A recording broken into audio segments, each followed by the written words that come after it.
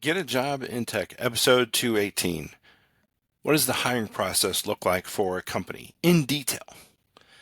An effective and efficient hiring process is a step-by-step process for hiring new employees whereby an organization identifies its talents, needs, recruits from its talent pool, and eventually hires most qualified candidates. Most companies have their own hiring process, but what follows are the most common steps that a company will take. Usually they identify the hiring need. So the company will identify a need within the company, with an organization, and that can vary from filling a vacated position, maybe somebody left or retired, won lottery, better managing a team's workload, or expanding its reach of organizational tasks. Second thing, devise a recruiting plan. Once a company identifies a hiring need, it should begin recruitment. In the case of a newly formed position, organizations should clearly identify how the new roles align with its goals and business plan, or just copy what a business does, some other business, basically. Organizations should also keep relevant internal teams and employees appraised of the new position at each stage of the hiring process.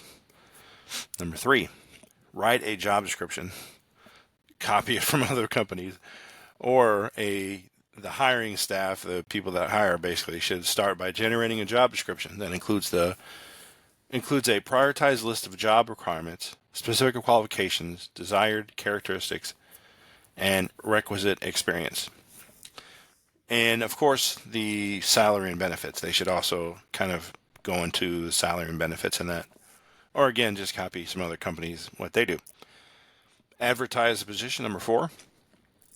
Identifying highly qualified potential candidates begins internally, of course, internally. Start there by notifying current employees of an opening and letting them apply. If you determine that you can fill the position internally, go ahead. But if they are not interested, then seek external candidates. So you can publicly, put in a newspaper, put on a website, social media platforms, job sites, LinkedIn, etc., job fairs. Number 5, recruit the position. So besides job boards, the hiring staff should reach out directly to a desirable candidate from LinkedIn or social media or job fairs and actively recruit the employee. This will generate applicants from potential candidates who are not actively searching for new jobs, but may be a perfect role for the position. Number 6, review applications. Your company likely already has a application tracking system, an ATS, to review the processes. They begin with HR, of course, HR representative. They review the applications and they limit any candidates who do not meet the minimum requirements. In other words, and once a bunch of qualified applicants are assembled, the hiring staff reviews the remaining candidates and identifies who they want to interview. So if you got into the interview, that means you've beat out a bunch of other folks. Number 7, phone interviews, initial screening, maybe video interviews could be as well, or in-person interviews. The initial interview typically begins with phone calls with HR people, and phone interviews determine if applicant possesses the qualifications to fill a position and align with the company's values.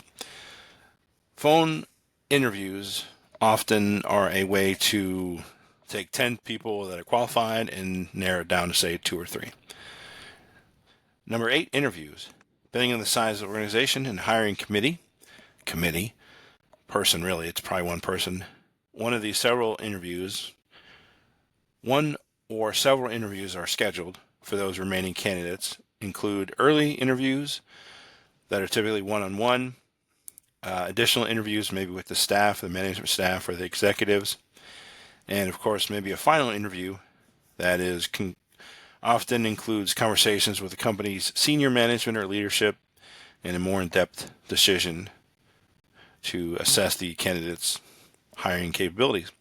Number 9, application or applicant assessment. So this is once the interview is completed, the competition. So the company's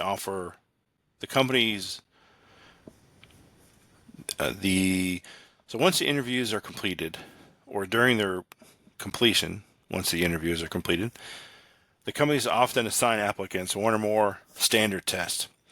These tests or exams measure a wide range of variables, including personality traits. So there's like a personality test, I forget the name of it, that you take. You might have some problem-solving tests. You might have some technical problem-solving tests, maybe hands-on. That could also be. And number 10, background check. That's a really important one. Your initial job posting should indicate that all candidates are subject to a background check. Of course, background checks view candidates' background, verify employment history and eligibility, and run credit checks. That's really important. And some people also check like social media accounts, Facebook, Twitter, things like that, to make sure employees are likely to represent the company in a professional manner. So, keyword, don't put anything on your Facebook, social media, whatever. That's not it's not going to view in a good light.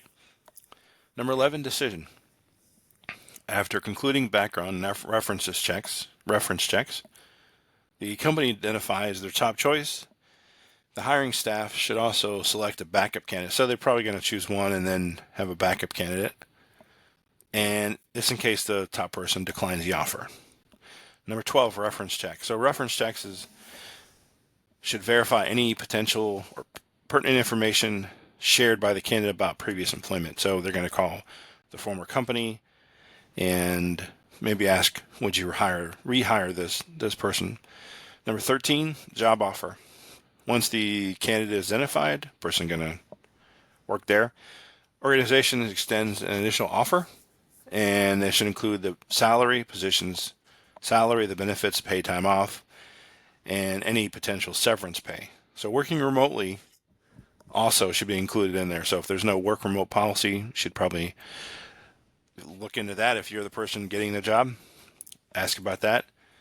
And includes also the company's equipment if they work remote. So they might give you a laptop or a monitor. And usually it spells out what the typical work hours are and if you can work from home or if work from home is negotiable. Number 14, hiring. After negotiations, you get a job offer and negotiate, etc. Once you accept the job offer, it begins the process for hiring. So you got to fill out paperwork. You got to fill out the W-4, the I-9 form, the E-Verify, state withholdings and registration. Number 15, onboarding. So this is when you go and you start working, and usually it's like a 2-week process. They give you all the accounts. If you're in IT, here's your desk. If it's work from home, then you work from home, obviously. They might give you a booklet, or they might have a person train you and just shadow you on how to do things. So this has been just like the hiring process in a nutshell. Thanks a lot. We'll see you in the next one.